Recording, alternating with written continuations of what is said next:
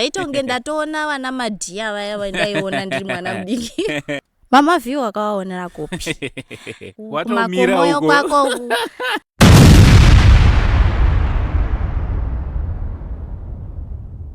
Hello good people, welcome back to yet another video here at your favorite channel of your choice, Saint TV. My name as always and as usual, Uncle Saint. Ndorangu riri pachitupa nditi and also chigotwe chembamana mai venyu kureva kuti ndini chanzvadzi chamama vana baba venyu vanototi atezvara kana vakatonditarisa ipo panapa. But chekutanga if you are watching us for the first time, I kindly ask you to subscribe, turn on your notification bell so that every time we upload a video you'll be notified. Also don't forget to follow us on our Facebook page, Saint TV. Also don't forget kuti parwendo urwa tiri kufamba hatisi kufamba tega, tiri kufamba neorganization iri kuita basa guru rekusimudzira vechidiki inonzi iyo Youth Spotlight. So Youth Spotlight vari kuita sei? Vari kuti aiwa vechidiki ngavapiwe mukana wekuonekwawo kunzoko pane zvipi nezvipi zvavanogona. So today I'm here in Manicaland province, in the capital of Manicaland, that is Mutare. Kumakomoyo uko kwanawasu ndokwatiri nhasi, kwandawazomboona vechidiki vari kuita zvinorova zvinoshamisa vari kunoko. Asi chekutanga ndinoti makadii muri yeZimbabwe, kuri sei kwese kwamuri. Iye zvino ndagara nemusikana wandakagara naye panapa haana nguva yakareba apinda munyaya dzeart, but ane nguva yakareba yaanga achidzidzira nezvemabasa achange tichikurukura naye panapa. Uye musikana uyu akaitirwa rombo rakanaka rekuti akambomirawo panomira vamwe vemalegends ekwamutare panyaya dzeacting. Vanyore mucomment section kuti ndaanani. Mwanasikana zviri sei? Tinofara. Kuri sei? Kuno kunoti munotamba kana kuti tinoti tinotamba. Munotamba here? Munotamba here kana kuti munodakara here? Munodakara here. Alright. Chekutanga vada kutanga kuziva kuti musikana wandinaye nhasi anonzani? Musikana here kana kuti pamwe ndogona umai? Musikana. Alright. Alright. Ini ndonzi Yezo Chitepo. Alright. Ndo zita rangu iroro. Makore ekuberekwa? 25 years. Alright. Eze wane nguva yakareba sei wapinda munyaya dzeart? 1 year. 1 year. Ngatimbodzokera kumashure. Kuchikoro wakadzidza kupi? Uyezve apa tiri kutaura zve1 year ndo yawapinda zvepa online zveprofessional handiti? Tiri kuti kuchikoro wakadzidza kupa, unombotanga kuita zveacting here uri kuchikoro? Ndiri kuchikoro handinombobvira ndamboda kuita zveacting kubva kuprimary, secondary, cause I was very very shy. Alright. Ndakanyarara. So pinda kuuniversity ndakaita degree rangu kuuniversity visual communication and multimedia design. Ndakadzidza paChino University of Technology. Alright. Ndakatanga 2022 ndope ndakatanga semester rangu rekutanga. Alright. So ndaningoriwo munhu wekuti ndichikurawo hangu ndaifarira kuona mamovies kunyanya macomedies.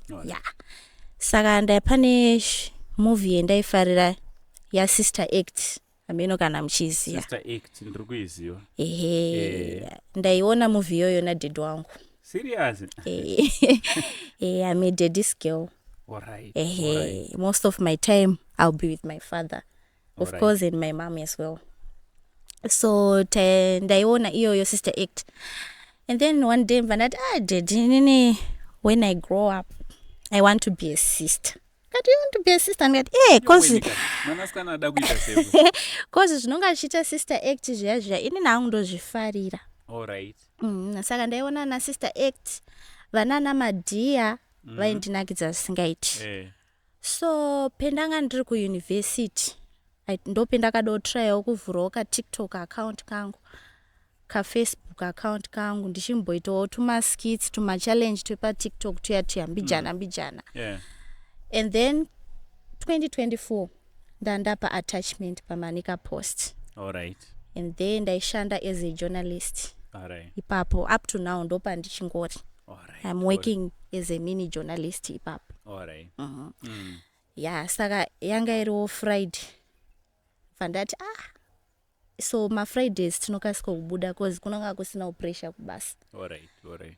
Ndabva kubasa kuya fandati ndakuenda kumba. Ndatoenda kumba paya ndikatobvawo pabasa ndatoenda paTM ndopa tinokwira malifts ekuenda kumba. Fandadroperwa pagiveaway muna Stanley. Ndatomira paya fandatarisa uku ndobva ndaona Mama V na Maichiwa vaitoitawo zvavaitoita vachiekta vachita sese. Vari mutauni imomo? No, ndekuno kuGreenside. Pane panonzi kugiveaway pana Stanley. Ndopetinodzikira isu kana chibva kutown tichienda kumba. I stay hangu in Greenside.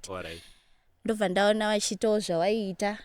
And I was like, ndakafara musi wacho. Ndakafara cause vanhu vandinoona pa online. Ndikati rega ndichese ndimboona drama ramara. Ndibva ndamira paya vachiita zvavaiita ende ndaitofarawo ndichitosekererawo. So indiri munhari anofara kutamba newana. Pampakazara vana pavaitira zvinhu zvavo. So vachiita izvozvo vati pane munhu anogona kuacta here. Ndandiri muchaunga netuwana itoto. And then one kacho kepa next kedu vakandikwenya zvikanzi yezo sha enda. Kati sha ndozozvigona here. Akati sha chitoenda enda ndokuti ndifare. Ndobva ndaenda vandatotanga kutoactawo paya. Skit redu ritakamboita 2024 rinonzi Dangerous Hustlers. Ameno kana makamboriona. Though that was my first time kunyatsokuita maskits chaiyo. Ndo pampari pekutanga and was like iwo wachibva tonditi iwo saka unogona kaiwa. Ndikati iwana Maichiwa na Mama V. Kati iwo unogona. So utori netalent saka chitora namba dzedu idzi kuitira kuti kana wakuda kuzoita sei kuzotitsvaga panyaya dzeacting unoona pekuita sei pekutibatira. Taita skit redu zvapera ndatodzoka kumba kuya ndatosvikawo kuna mama ndikatofara ndikati mama ndasangana nezvakati. Vati saka iwewe utori nechipo saka uri kugarirei chitotanga kuita chitoita zvemaskits. Kubva ipapo ndope ndakatanga kuitawo tumaskits twanguwo ndichipostawo paFacebook paTikTok. Alright. So makanzwa sei kusangana nevanhu vamaifarira and then nekutozoacta nawo? Ndakafara. Ndakafara. I can imagine. Cause inini hangu pendakavaona zvaitonge ndatoona vana madhiya vaya vandaiona ndiri mwana mudiki. Zvakabva zvadzoka zvese. Zvaitonge zvabva zvadzoka. Andinotomborara musi wacho. Serious? Handina. Kanjani razobuda manje ramakaacta navo? Obviously these are you see my big names when it comes to nyaya dzemaskits muno muZimbabwe. And obviously thousands and thousands of views anotonge aripo maviewers kuti vaone their next skit.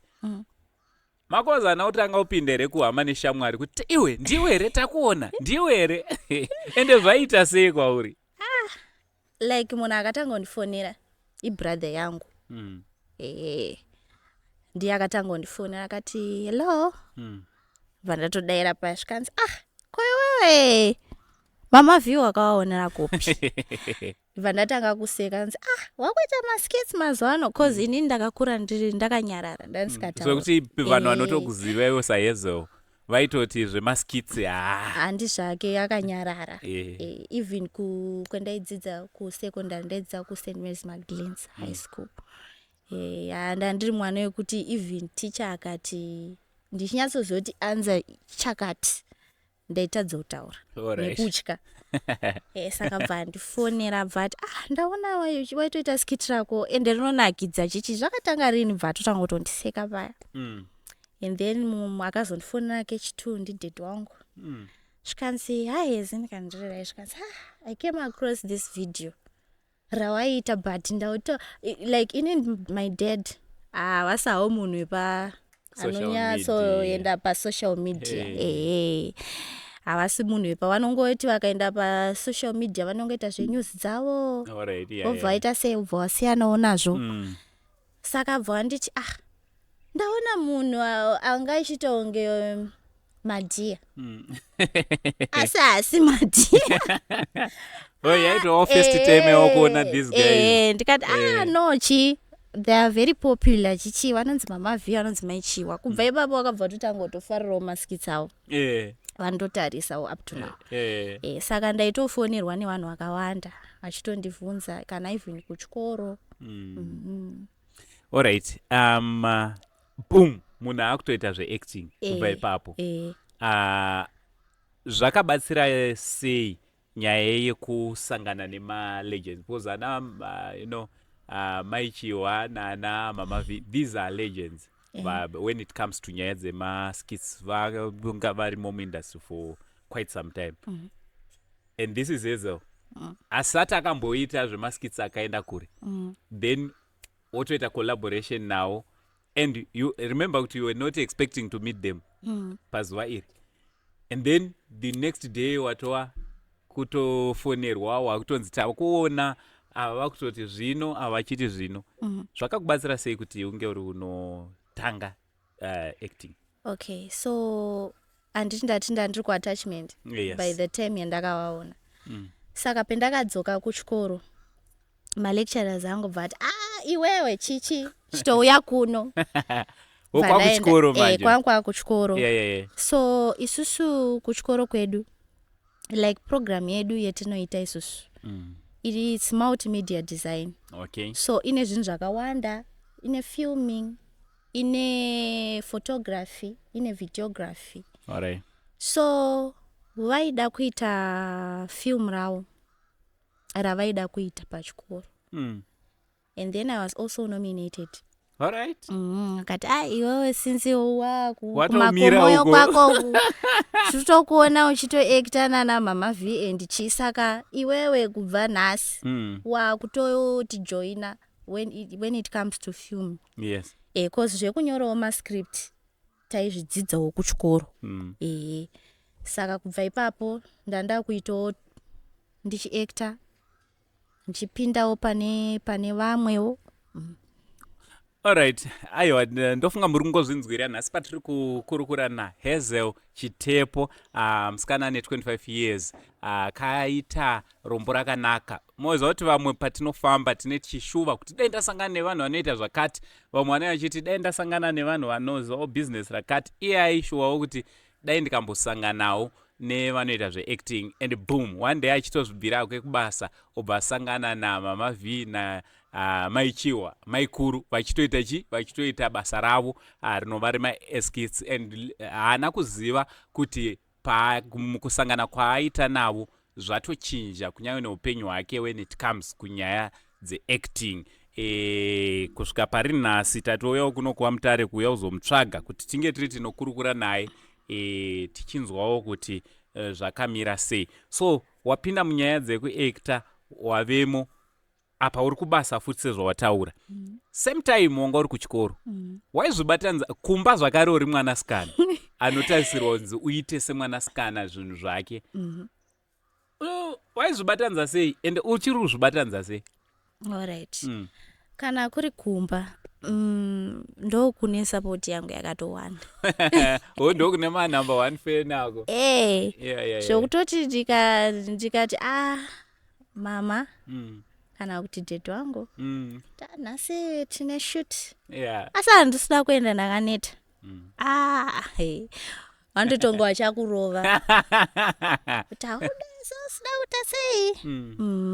Saka kumba ndaitonyatsotoZvibalanzisa then kuchikoro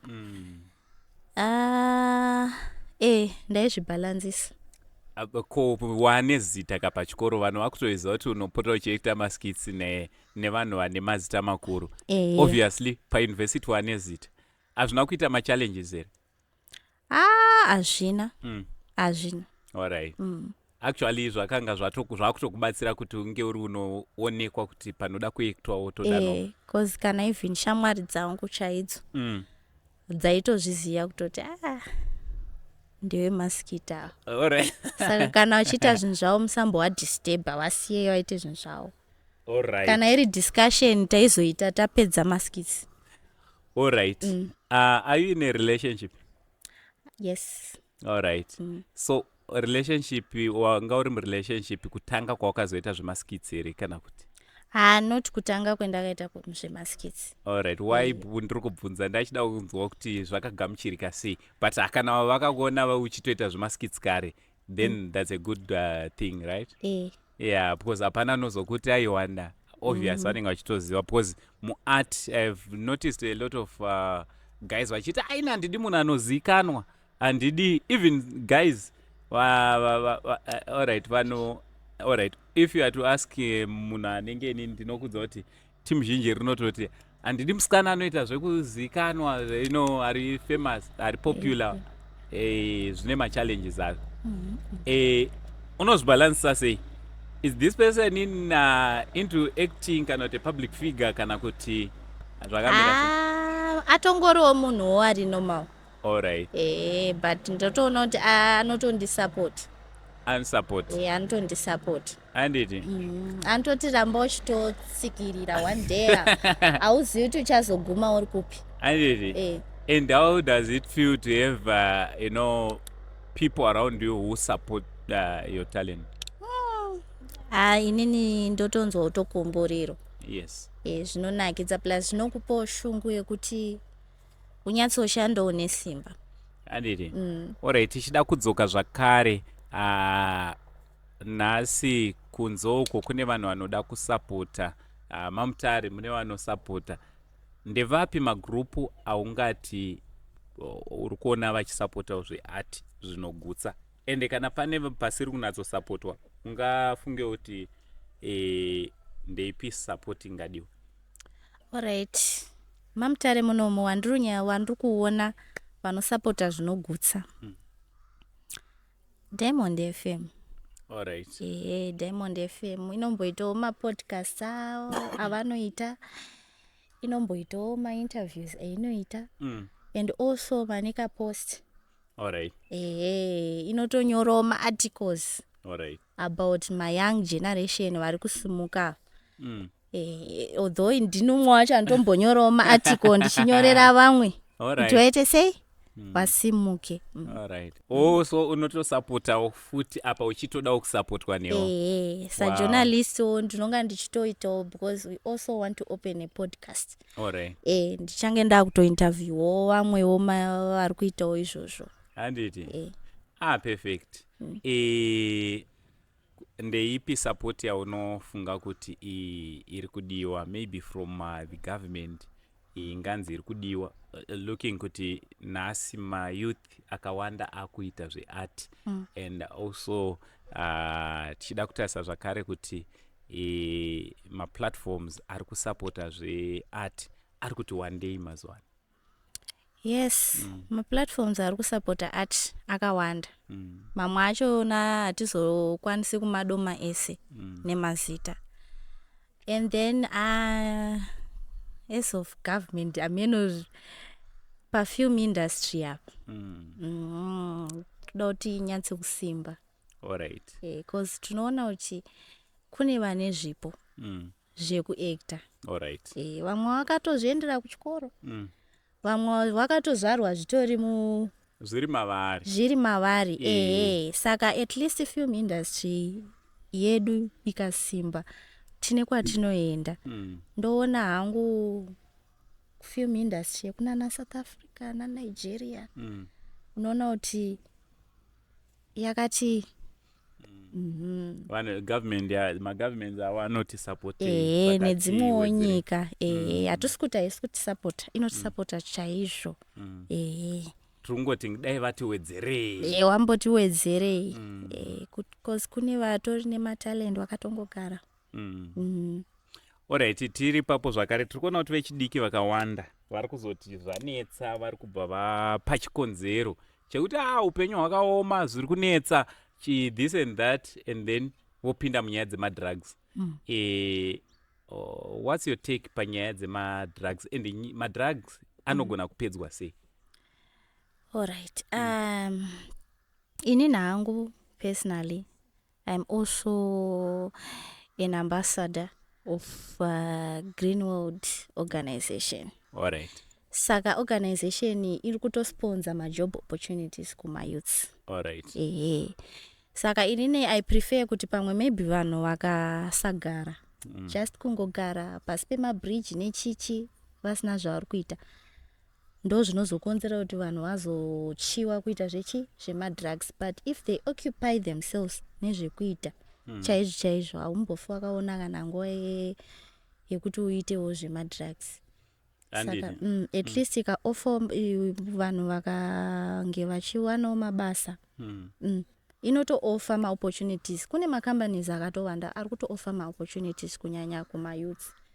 Alright. But kwamwewo havo vanozongotorawo as an advantage yekuti takagara saka kuti waite zvemadrugs.